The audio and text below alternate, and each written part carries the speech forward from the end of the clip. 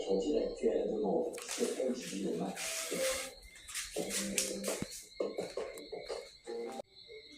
Salut les internautes. Alors je suis intervenu sur une vidéo qui disait l'histoire du racisme anti-blanc. Mais le racisme anti-blanc n'est pas un racisme en tant que tel, mais une arme de l'extrême droite.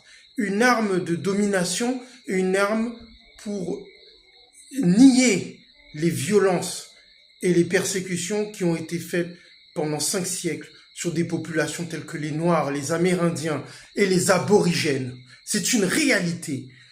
Même si un Blanc va en Afrique et qu'il y subit de la discrimination ou une hostilité, cela ne fait pas un racisme systémique comme ce que des Noirs ont subi et subissent en France, en Europe, lorsqu'ils viennent.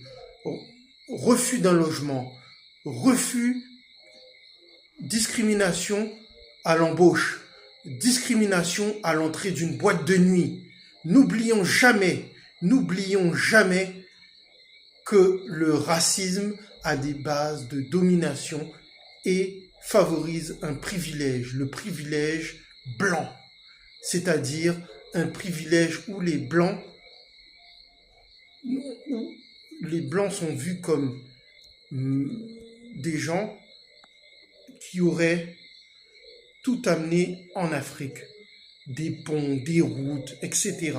Base du racisme systémique.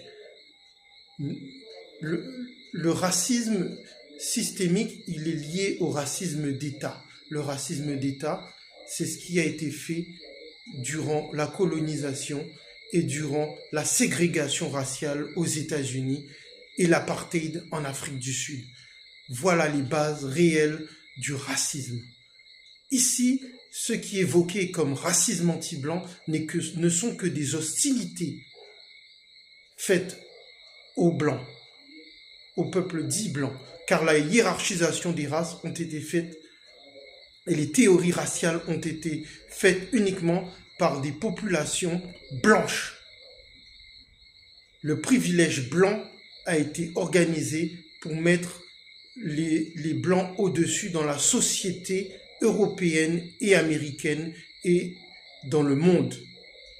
La domination blanche. Retenez ça. C'est une réalité, les internautes. Vous pouvez aller des docteurs des gens qui ont fait des études dans les sciences humaines et des docteurs en sciences en ont parlé.